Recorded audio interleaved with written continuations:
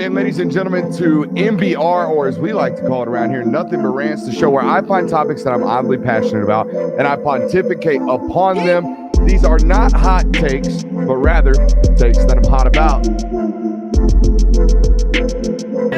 What's up? You really like that?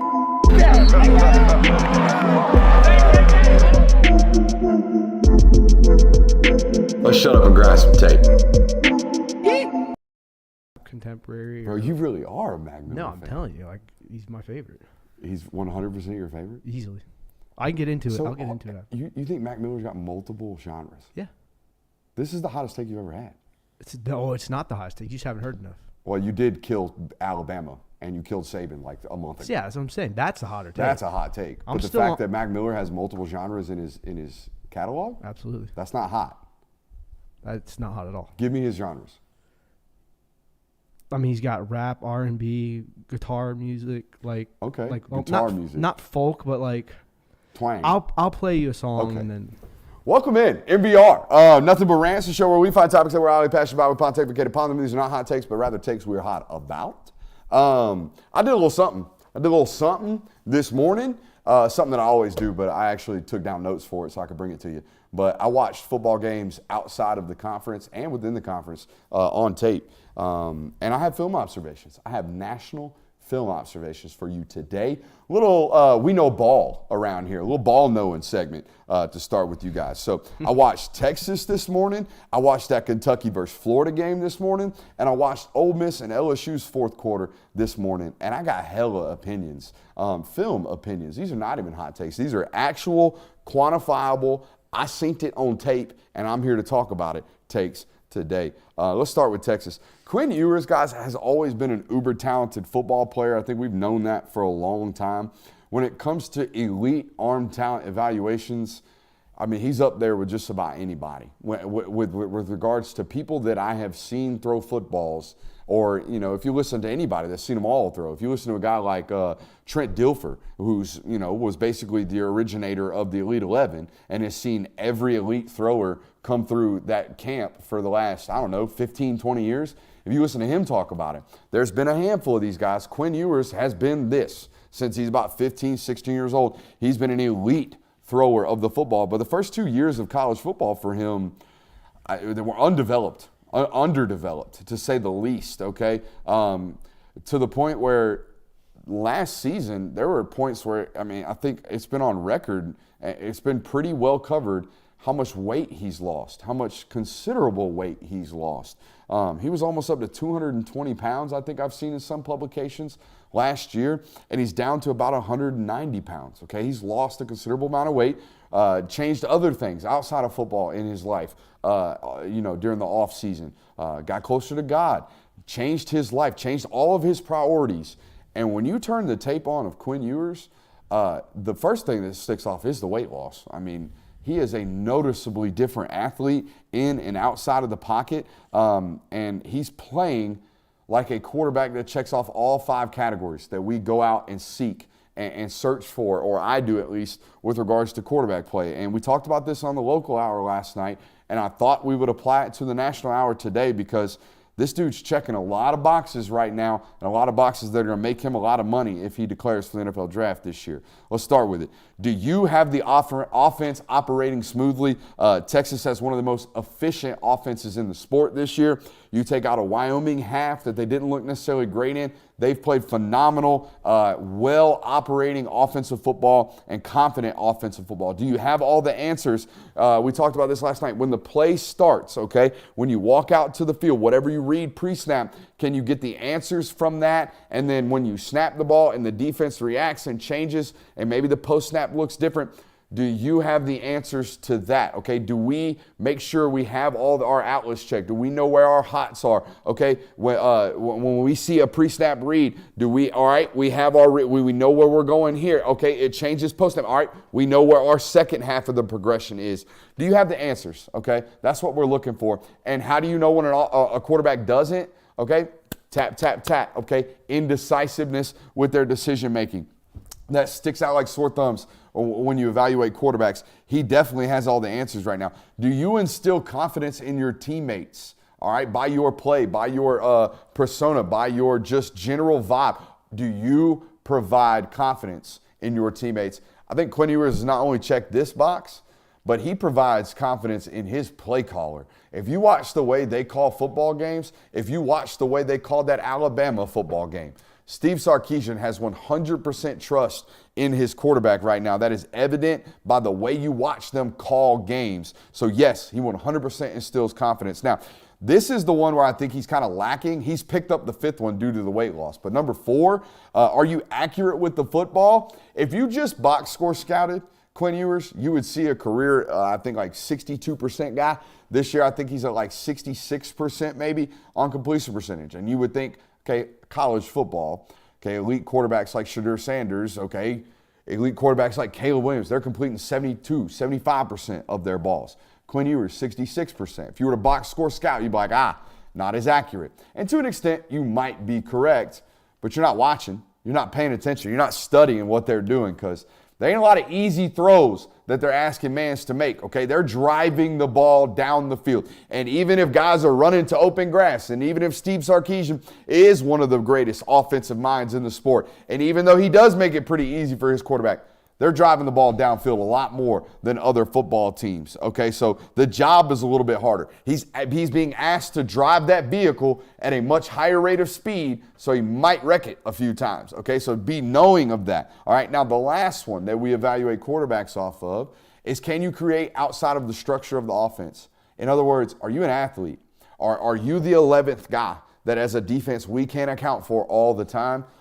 Dude, he doing that. He had about a 50-yard scramble for a touchdown against Kansas this weekend that looked like an absolute athlete. I'm pretty sure. Did y'all see the clips I put out on Twitter today? Mm-hmm. Yeah, it was, I don't want to say Patrick Mahomes because a lot of people can do cross-body throws like that, but that's the first person that comes to mind because he's kind of made that famous. Yeah. So it looked very much like that. The arm talent's always been there. The athleticism I didn't expect to see when I turned the tape on today. Mm-mm.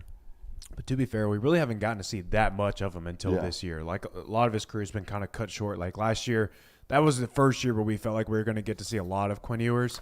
This year, we're actually getting to see, like, a full season workload of him. Absolutely. I've enjoyed watching him. I mean, when you study him, he's fun to watch. He's really, really fun to watch. He's got really, really good pocket awareness, and the arm angles are always fun. I love watching guys rip it from all different kind of angles. What's up? No, but you got some love for your hoodie finally. Yeah. Bro, y'all in there staging love for the hoodie? Is that what I'm seeing? No, I mean, Stick D's gave you a... That boy's stick. It's pink, by the way. You know. It's not cream. a rock. It's cream? La crema? It's creme. La crema? You know, come on, man. You didn't take Spanish 3 like your boy. Como se dice, donde está el baño en el inglés? Where's the bathroom? There you go. Come on. How about it? You ain't got to test me about it. No? Nah, you from it. Oh, yeah. Yeah. I rep it. Absolutely. Shouts out Gainesville, Georgia. Oh, yeah. All right. Let's talk about Ole you know, Miss and you know. LSU. That game was drunk, and we've already talked about it a little bit last night, but I want to talk about the evaluations that I came away with this morning. Jackson Dart, and I think I tweeted about this. Jackson Dart plays the game of football as if big hits don't exist. This is one of the football players that I'm going to have to watch closely when they come to town. And I'm just going to go over there and I'm going to stare at him during warmups because dude must be just redonkulously thick. I mean, his entire core, his waist, his hips, his ass, his lower body, he must be just sneaky thick. Only notice it when you get up on him. Because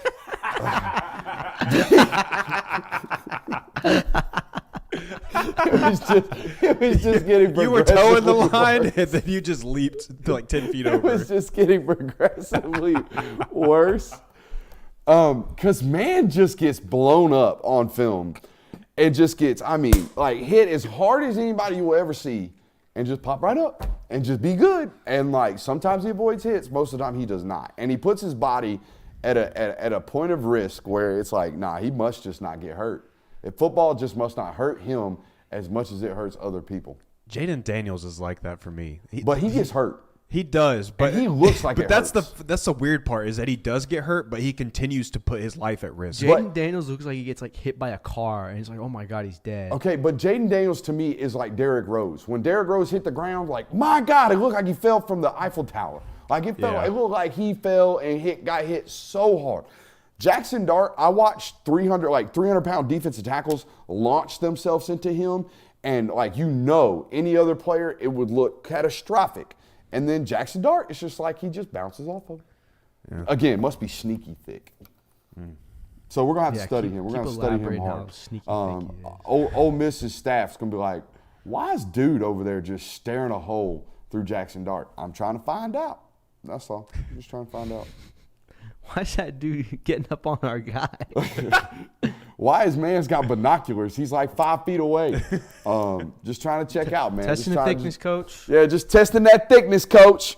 Yeah, man, we all about that thickness on this channel. He must be super, super thick. So we're going to find that out. Subtly thick.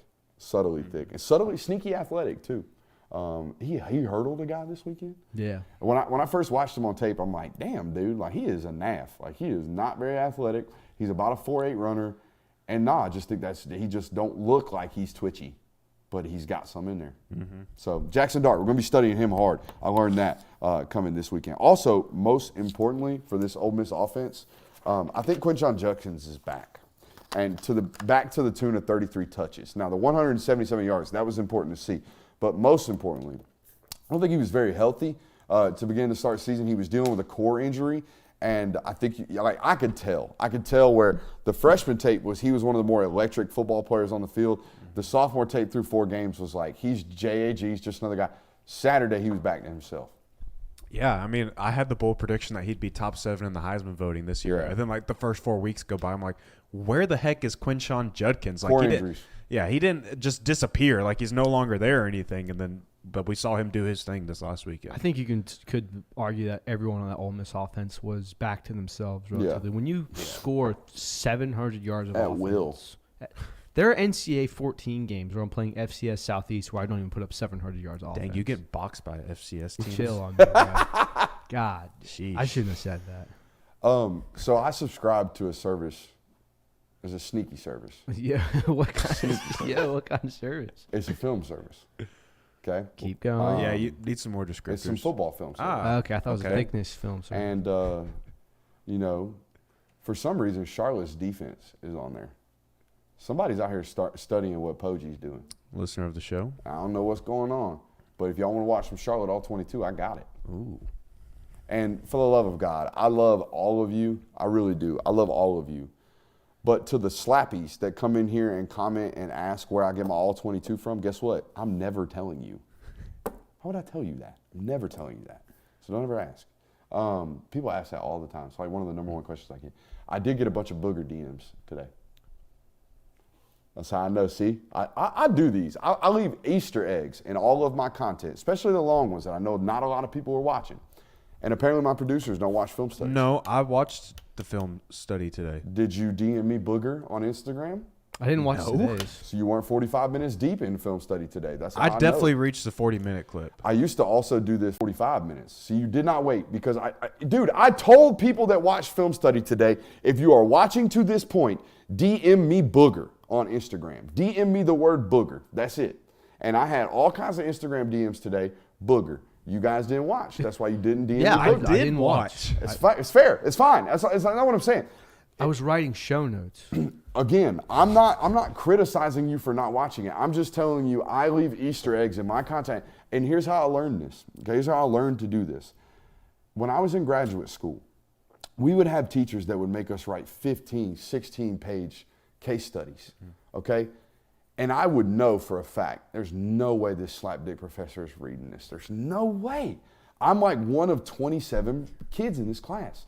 There is no way this professor is 17 pages deep in my project. So, page 13, page 14, I would in there? I would put in there. I would literally put it in parentheses as if I had cited something. Dear professor, if you are still reading this, please send me an email because I want to give you a good review essentially on your teacher evaluation at the end of the season. Like, please, just do this for me because I've done this to all my professors and no one's ever caught me. Did you just call a school year a season? Huh? You just called a school year a season? Yeah, either way. I love that. Never got caught. Never once. Professors in America lacking. Shocker.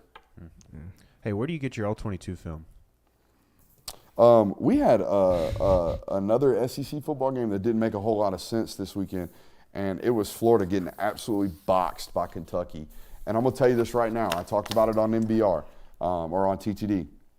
You listen to any defensive football coach in America right now, and you ask them, what is the number one key to stopping the run? Do you know what they will say? Alignment and No. what? No. It's simple. Toughness. It's basically, you got to strike blocks. Well, You got to strike and defeat blocks. No matter what it is, you got to strike. You got to be able to physically show up. Florida did none of that. It was 2.5 quarters before I found anybody on tape where I was like, that guy wants to play today.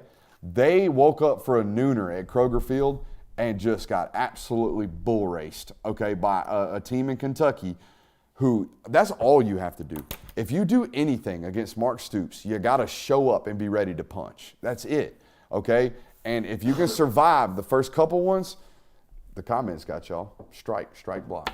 How about that? I train you, son guns, so good. I'm so proud of y'all. Anyways, yeah, you got to be able to strike blocks. And I didn't see a single soul, okay, from Florida that showed up wanting to do it. I think, again, 17, Scooby Williams was the first one I saw midway through the second quarter. Was like, okay, he woke up. And it's like guys on tape, it's noticeable when you are just kind of catching and receiving as a defensive unit. It's noticeable. It's clear as day on tape. And that's what I saw from Florida on tape this weekend. And you can say a lot about Kentucky, and schematically they do a lot of fun stuff. And that left tackle, okay, y'all going to learn about this dude. This left tackle from Kentucky is a transfer, a 6th-year college football player from Northern Illinois, and he is rag-tossing folks. Got big, long dreads, about 6'5", 320 pounds, and he is violent, okay? He is a violent football player, and if you don't come ready, all right, you're going to be in trouble, and that's exactly what happened to Florida this week. I don't think it was anything. I don't want to say soft. I just think they were ill-prepared for the physicality that was about to be. I wonder if that's just kind of a byproduct of Kroger Field sometimes, because like it's just kind of a dead environment most of the time, I feel like. Now I know that Mark Stoops challenged the fans and whatnot, but I could see like going into that game, going into the stadium, and it really not feeling like Just being like a dud. yeah, like, bro, where the heck Kroger Field? What is this? Like this. Like the drive-ins, like super dim Yeah. and quiet. And So maybe that's flat. part of the reason, because I feel like there's games where Kentucky, like opponents who play Kentucky, they are kind of victims of this, where maybe they just don't show up, or they don't show up for the first half at least. I mean, this Florida team, I could be completely wrong, but they don't strike me as like a super high energy, go up and get them team. Even when they beat Tennessee. The defensive coordinator does. The defensive coordinator strikes me as a guy who can get his football team prepared. The only thing I will say from a defensive coaching standpoint that I saw on tape, it looked to me like the corners thought they were about to go play a 7-on-7 football game, and that is the opposite of what happens against Kentucky. I tweeted about it today. Kentucky, more so than any other football team that I study, even Georgia, Kentucky does a tremendous job of making defensive backs add in and be responsible for run support. And if you're a corner that wants to play against Kentucky on Saturday, you better bring your hat, okay? It ain't like you're just going to go out there and cover for 4 quarters, because your ass going to be asked to tackle. And I don't want to call them out by name. I'll call them out by number. Number 8 and number 3, okay? Number 8 used to play at Georgia. Neither of them were prepared to play Kentucky on Saturday. They were prepared to play football. They were not prepared to play Kentucky on Saturday. And that means you got to be a bad motherfucker out there at that edge. Kentucky gets slept on, man. I don't know, like Mark Stoops gets slept on. You know who knows about this? Eric Stokes. Eric Stokes found out about this in 2021. They nubbed him. They got into nub and made him basically play Mike linebacker, okay, for 2 quarters. It wasn't fun. And that's what Kirby's talking about when he's talking about, you know, this is one of the more physical games we play all year. That's what it is. And Florida was not at all prepared. Let's do a little bit of guess the lines. Y'all want to, boys? Love to.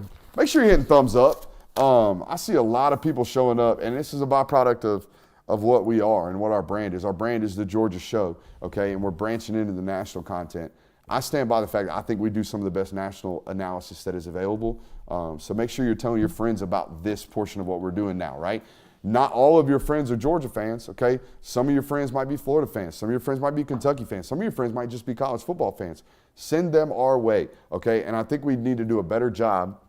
Maybe it's giving out merch. That's right, we do have merch. We don't do a good enough job putting the links to that into the bios of these shows, so we might need to start doing that. I'll put it in after tonight's show on this one. But maybe we need to start sending out free shirts for people who did like what my mans did. Did you see my mans watching film study in the middle of the bar? Dude, that's elite. That's elite. That gives like check the weather vibes to me. Check the weather vibes. Oh, you don't know about this? Too scared to talk to the girl type thing? Oh. So you never been at a group of party, like in a group of girls show up and you just be like, damn, let me see what the weather looks like right now. No, but I do act like my head's in my phone when I was single because I was nervous to talk to women. So yeah, just kidding. I was never nervous to talk to anybody. Who are you talking about? No, I was never checking weather. I'm spitting G. All right, jeez, bro. No, I'm just kidding. I didn't know you were such a player. No, I was not. I was classic. I was the duff, the designated ugly friend. I was the duff. All of my friends brought me around to take the nade. You know. Take the nade. That's terrible. So I was a real, front of the jersey guy. I was a real team player when it came to that kind of stuff. I didn't get like cool. I didn't feel confident in myself until I was like 24, 25. So now look at you. But it's a football show, so let's talk football. We do have another loaded slate this weekend. Let's do it. I love doing guess the lines. Kirby beat me last week. I think you got me by 2 last week. Yeah, I think so. Let's call it that. You got me by 2 last week. We have a slate of football games, and it's time to guess the lines. Let's do it. Is that your guess the lines music? We need guess the lines. That's like music. What is it? Wheel of Fortune, maybe? That's what music they play. Did you know that Discord has a sounder board that we could use? We need to play around with this. It'll give us claps. It'll give us a round of applause. Oh, you could get an iPad and like hook it up to this. We very much could. We could do all of these things. Discord has it built in for us. Well, Guess the lines. What's the number one game we got? All right. Oklahoma versus Texas. Boy, I know I told you need to be sucking on some cough drops. I got them. I'm well aware that you got one in your mouth. I'm coachable. You're coachable. All right, OU and Texas first. Is that where we're starting? The Red River rivalry. Both teams coming to this game undefeated. Okay. Before we guess the line, who has to win this football game? I think the answer is easy, right? Well, it's not because they both have national title contention. The team that has to win, I think, would be more Oklahoma because they're ranked lower and they're not viewed as this national powerhouse. Where if you lose, it kind of backs you out of the. I disagree. I know that Texas has to win in the fact that you have to prove to everyone you can still be that consistent team. I'm going to agree with him because Texas already has a signature win out of conference. But my thing is that Texas being Texas, you lose one game, you lose this game, people are already out on you. People are waiting for that to happen. People are waiting for you to lose and prove that you're still in your old ways. You lose this game, people are automatically going to write you off and just assume that Texas is still Texas. I agree with that, the but backlash will be harder on Sark. Whereas Oklahoma, right. Oklahoma loses this game, I don't think people are going to scrutinize Venables or Oklahoma or the Sooners for that. I think we're both right in that. I think if Texas loses this game, depending on how bad they lose it, they're still a top 10 team. You can still win the Big 12 and go to the sure and go to the playoff. I don't know if there's an avenue for that in Oklahoma. What are they ranked right now? Like 10th. Yeah, 10th. Okay, so I mean, it's technically you still have that opportunity, but I think you fall even further back if you lose this game. So I would say Oklahoma has to win more. Texas -3. I'm gonna go Texas by like minus a touchdown. That's a lot for a rivalry game. Texas -6.5. Wow. Texas -6.5. You win. That's right there. That is a lot. That's a lot of points. Mm-hmm. You know, we talked about it yesterday a little bit, and we'll have further analysis in our predictions tomorrow. On paper, Texas is that much better. Mm-hmm. They are. They have better football players top to bottom. Yeah. And Dylan Gabriel's good. He's good. He's not great. I think Quinn Ewers is borderline great. It's funny, though, because I know this is just stats and numbers, but Dylan Gabriel's put up better numbers than Ewers. Yeah? That doesn't surprise me. Yeah. I mean, Oklahoma still, to me, seems like they have an eerily similar identity to what they had under Lincoln Riley. And I know they're a different football team. I know they're a better defense. And I know that. But if you told me Oklahoma gave up 15% of their offense to be 20% better at defense, I would probably say that's what they're at right now. They're 85% of what they were offensively with the changes. And Jeff Levy's probably 85% of what Lincoln Riley is and that offense and the way that they are able to recruit. And defensively, you've increased by maybe 1/5 of what you were. Next game, we got Bama at A&M. Okay, so this is a big football game for both football teams. Does this decide the SEC West? It looks like it's going to. Yeah, it looks like it will. Which is kind of crazy, but With Ole Miss already having lost to Bama. yeah, Ole Miss lost to Still Bama. got LSU though. LSU can win and They just kind have of to win out, sneak back pretty into it. much. Because if you have one loss, Bama will be one loss in the West, but you'll push because you have the head-to-head. Yeah, Head-to-head. So, but it's kind of for the SEC West. for sure. It's for control in the SEC. This West. feels like the same way Georgia Kentucky feels right now. So let me kind of talk this out in my head. The talent advantage is going to slightly lean towards Alabama, but not like drastically. Okay, quarterback advantage is going to lean slightly towards Max Johnson over Jalen Milroe in Vegas. And I would think Vegas obviously favors Alabama in terms of a coaching advantage. Special teams, let's call it a push. Home field environment at Kyle Field, think worth about 3 points. Yeah, 3.5 total. So if I were to say Alabama is 3 points better from a skill standpoint, Texas A&M is, home field advantage. I'm going to go Bama by 2.5. I'm going to go Bama by 4. I think they've kind of shown that they've figured out more of a offensive scheme. They kind of are into that bully ball scheme that people are talking about that they were going to be at the start of the season. And I just don't know if A&M has the horses defensively to keep up with that, a run game that staunch. So, What's the line? 2.5. You nailed it. damn it. Right on the How about number. that? A little Brooksy win right there. I cheated. I knew it anyways. Did you actually? No. I'm Oh, kidding. Or am I? It's just the gut, bro. Notre Dame at Louisville made the list. I guess Louisville is 5-0. Louisville sneakiest 5-0 team in football? no, There's I've got a sneakier whole ones. list. There's of sneakier Yeah. ones in I've got Louisville? You want me to Yeah, read off bro. a couple of 5-0 or undefeated teams, or some of them are 4-0? We're 31 minutes in. Let's hold it. All right, we all right. got some time to go. Well, I don't know where we're going. Already got Notre Dame. Yeah, at Notre Louisville. Dame at Louisville. All right. So Notre Dame, Notre Dame has walked into a really tough schedule all of a sudden. sneaky. Yeah, like all It's in a row. almost like Georgia's where it got better. was like, throughout whoa, the what year. the? I was like, what? Notre Dame's like Louisville's a ranked football team? What? Notre Dame minus 7.5. I'm gonna go 8.5. I think they're a much superior team talent-wise. So You're not a Plummer fan, huh? I'm a Plummer fan, but it's also like we were talking. slinging We were that talking thing. about He Sam is. Hartman being a Heisman contender 2 weeks ago, and then they kind of lost to Ohio State. And I think he's still a very good quarterback. Now, I know they lead the nation, or they have to lead the nation in explosive run games, does Notre Dame. I saw some stat from Ezio, whatever his name is, that he has more explosive runs than like 5 Power 5 ranked teams combined. So they are obviously rushing the football really, really well. They have a good offensive line. Do you have it? Yeah, they're like tied for 4th consistently across the board for like All 20 plus explosives? yards, 30 plus yards, 40 plus yards. Just yeah. in the running game alone? Yeah.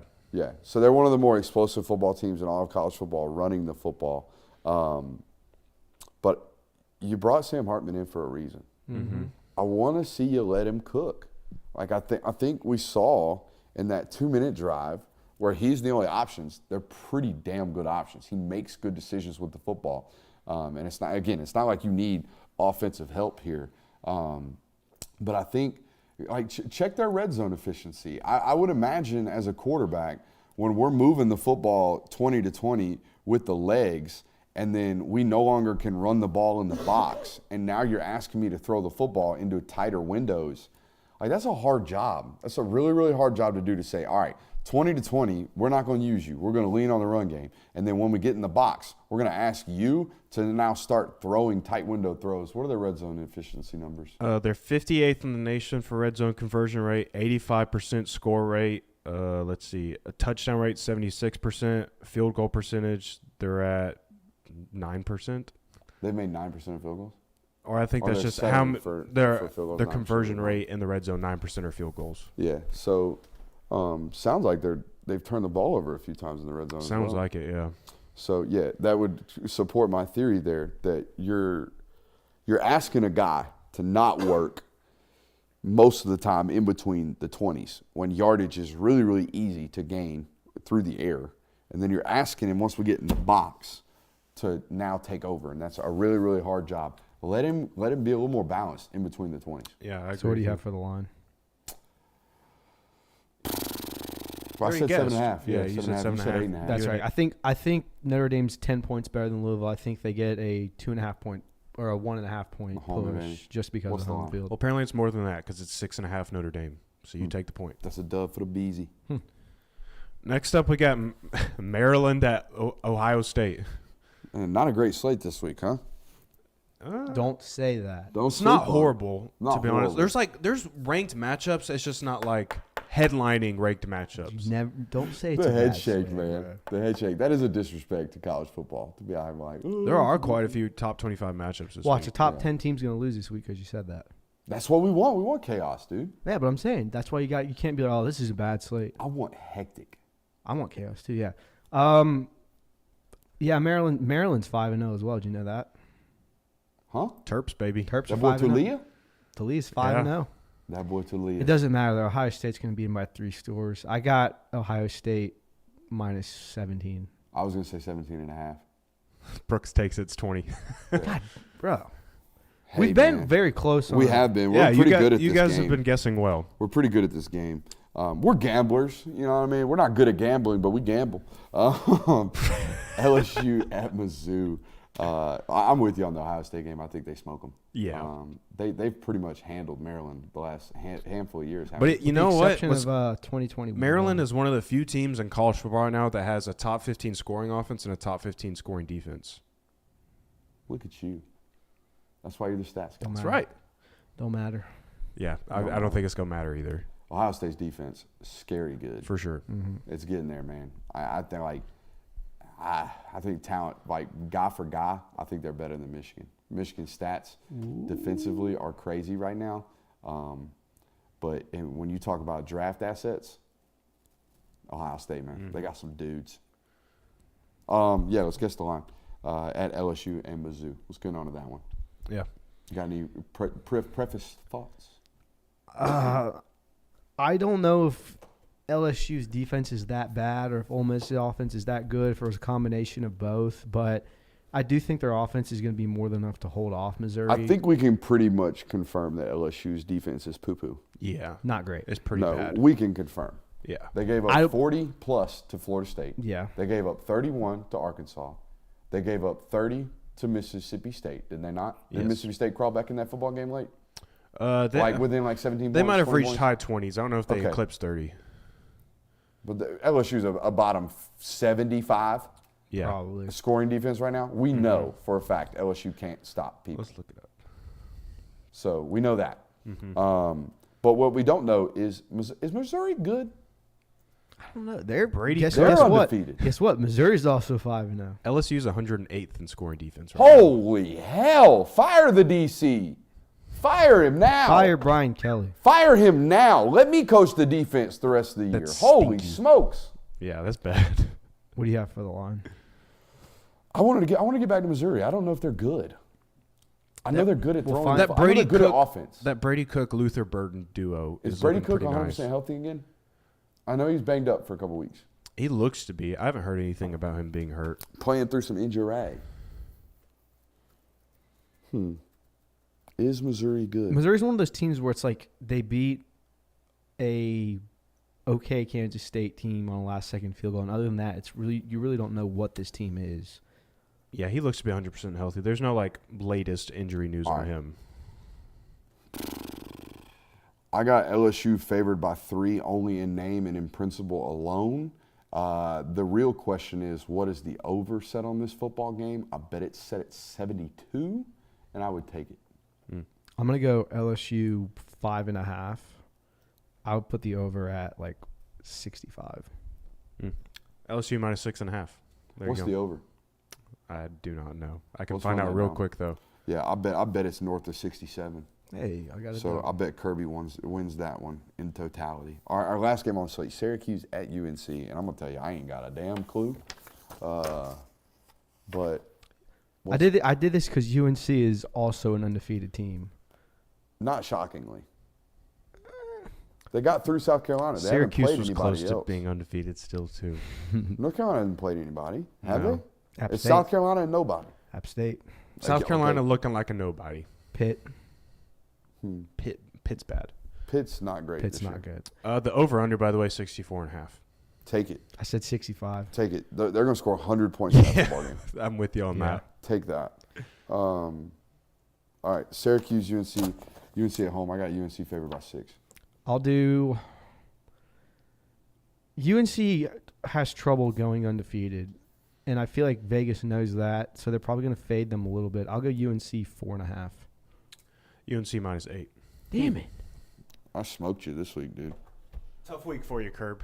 Oh, I didn't smoke you. I got you 3-2. Yeah, and I mean, we were close on most of them. Not bad at all. Do you have a Heisman update for me? I do. Would you like to hear it? Yeah, that's why I asked. All right, jeez. So last week, Michael Penix and Caleb Williams were tied at Heisman odds for +300. Then Washington barely beat Arizona, and Michael Penix dropped back down to 2. Caleb Williams is now again the front runner at +170. Number 2, you have Michael Penix. Would you like to guess who number 3 is? Bo Nix. Bo Nix. I Bo can Nix. tell by your face. Shush. By the way, one of the comments last night made me absolutely laugh my head off when I went back and watched it. Apparently, I make just like the craziest faces when Bo Nix's name is brought up. Yeah, me and Kirby noticed it as soon as it happened. When Bo Nix got brought up, when and Murray was you talking immediately about were Bo like, Nix, you were like, I like perked up. And was Yeah. like, what the fuck is Bro, what? What the fuck is man's talking about? oh, Nix. So, yeah, Bo Nix is 3rd. Quinn Ewers 4th. Bo Nix and Quinn Ewers have the same odds at +800. Then you have Jordan Travis +1,400, so there's a big drop-off there. Dylan Gabriel, Jaden Daniels still in it at +2,000. All right, here's the bet. The bet's Quinn Ewers, right?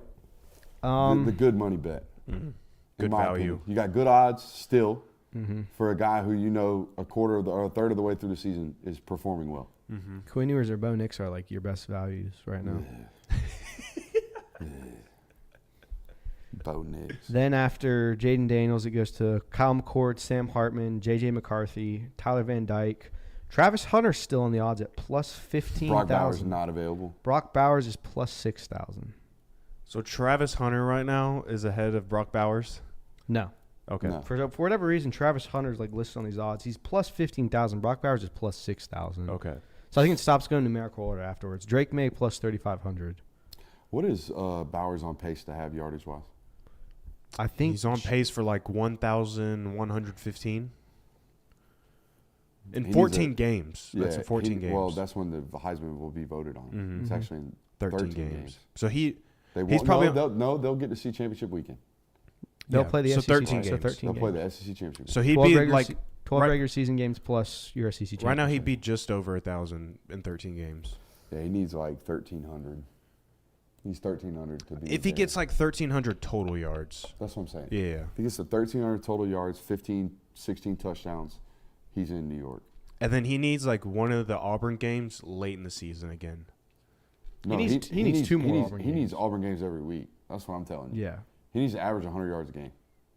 He needs Auburn games every time you have national lives. I think what, like Devontae Smith winning the Heisman opened people's ideas to a non-quarterback and a non-running back winning the award.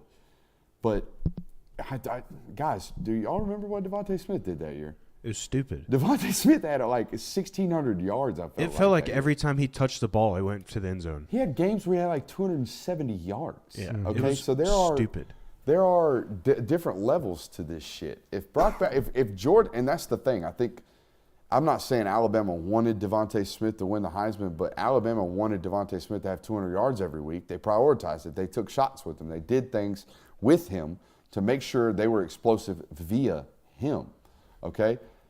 If Georgia wants Brock Bowers to win a Heisman, they're going to have to force feed him to win a Heisman. This odds. That's the obvious part of that. But in terms of what my national takeaway from the odds are, I think Quinn Ewers is the best bet there. I mean, Quinn Ewers or Bo Nix.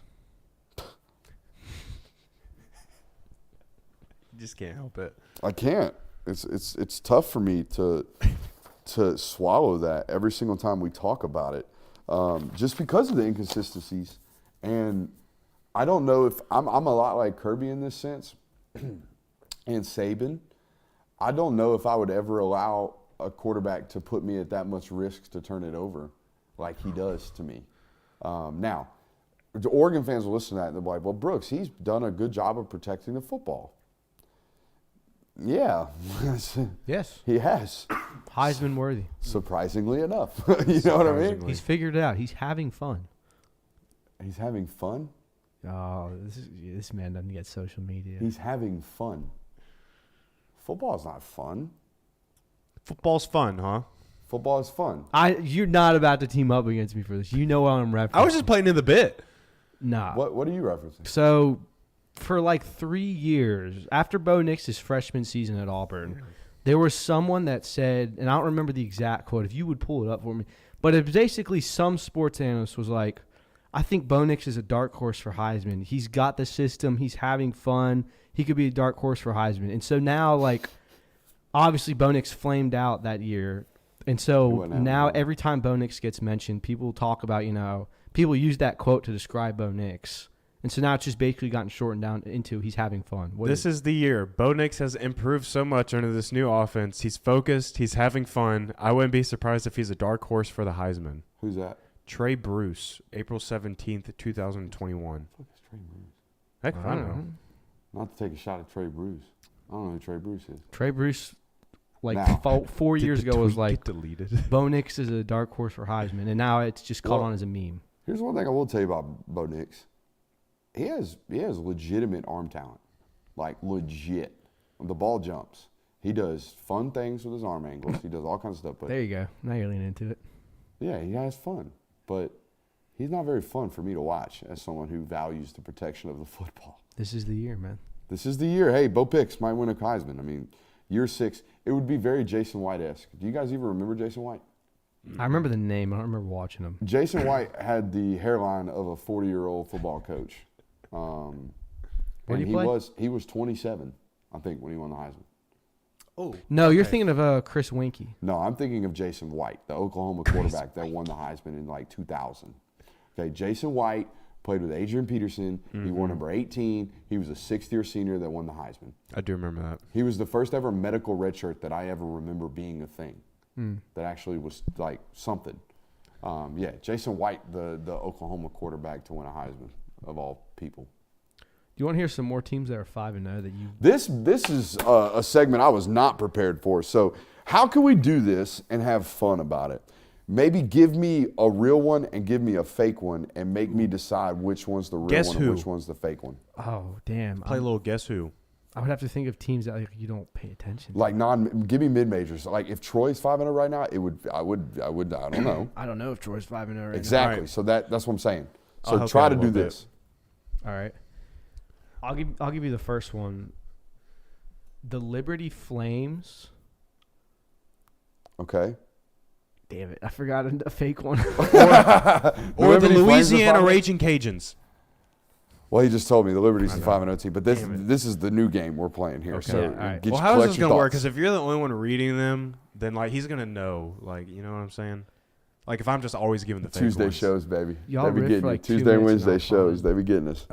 All right, just you guys do something here. All right. Let's just give me the names Come on. and let me go. I'll give you hints. Let me pull a little Friday Night Lights. Go, wow! Y'all ever watch Friday Night Lights? That's all I do when big plays happen. Apparently, I just go, wow. Anyways, I'll give you hints on them. All right. One of these teams is a service academy. okay. Which of the service academies is undefeated? Air Force. Air Force is undefeated. 5-0. Wow. All Probably right. throwing are they throwing the ball? Yeah. They're spread wing team. Every I'm now pretty and sure. again. They mean, balanced. They're balanced. A now. balanced They attack. throw the ball from the Air more than Force 5 team. times a game. I'm pretty sure. The Airmen? The Airmen. The Airmen? The Air Force. They're Well, called yeah, the because Airmen? the Air Force is They're the airmen. 18th in the 'Cause that country makes for the- scoring offense. Shit. Well, the Air Force is the airmen because that makes the Navy the seamen. Correct. Very factual. Very factual. No jokes here on this network. Only facts. We need more seamen, actually, if you think about it. I can do that one. Damn it. All right, Pac-12 team that's undefeated. Wazoo? Wazoo's still undefeated. Yeah. I got some good wins, too. A win at home against a ranked Wisconsin. They beat Oregon State. Yeah, got some good wins. Both at home, though, so we're finna find out about Wazoo on the road this week.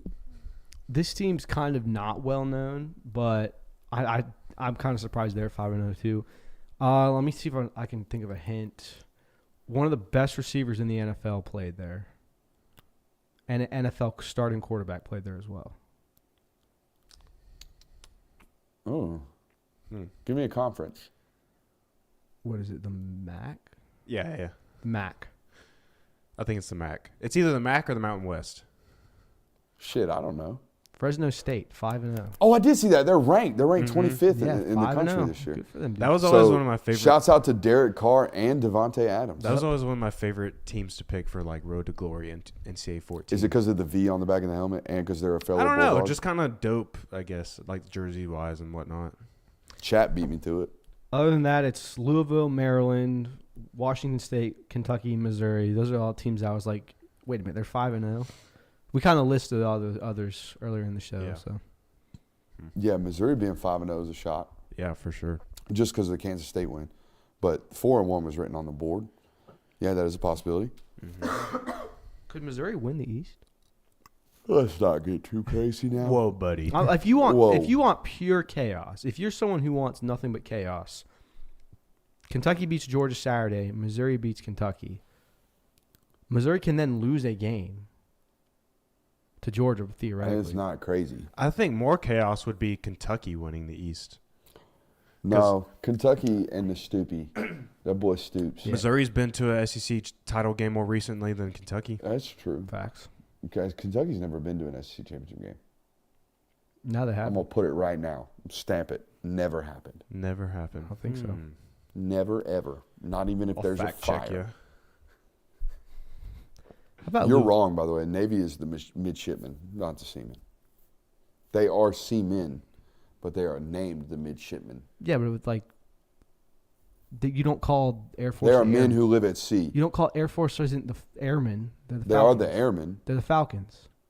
No, that's their team mascot, not what they are nicknamed in terms of like what they are. If you are in the Navy, you are a midshipman. You're a seaman.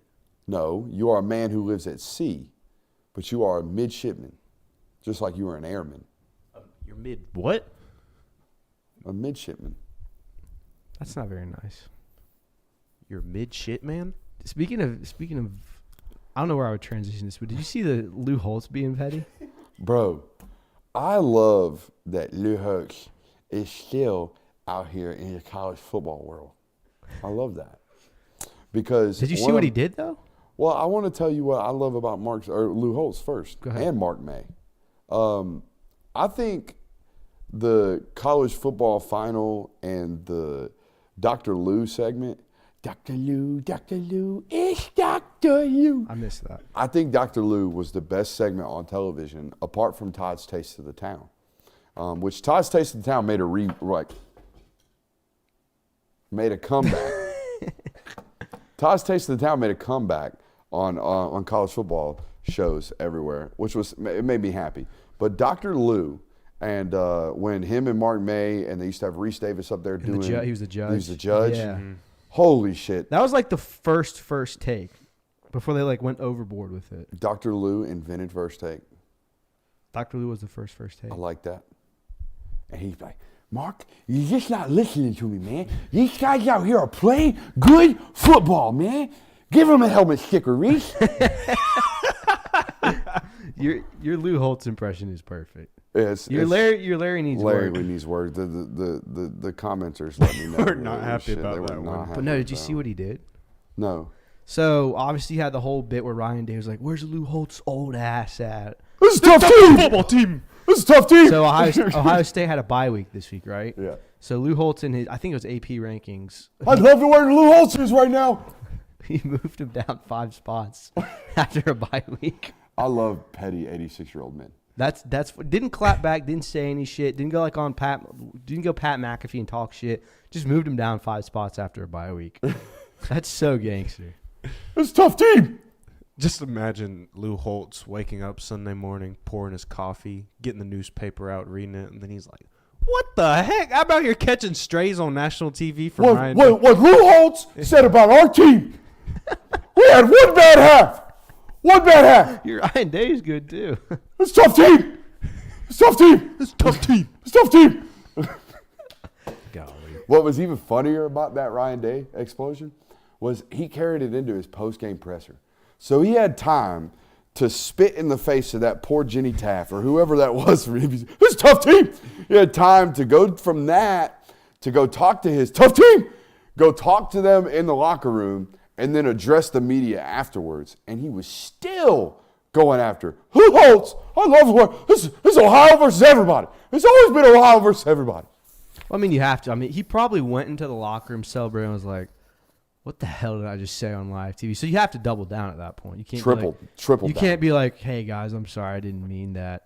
You can't call out Lou Holtz and apologize to him all while he's sleeping. Well, Lou Holtz while he's sleeping. He's got to wake up to one of the other. What Lou Holtz said about our team, it's despicable. It's a great show. We have anything else? I think so. I think we're good. Hey, love you guys. We'll see you tomorrow. Hit that thumbs up button on your way out.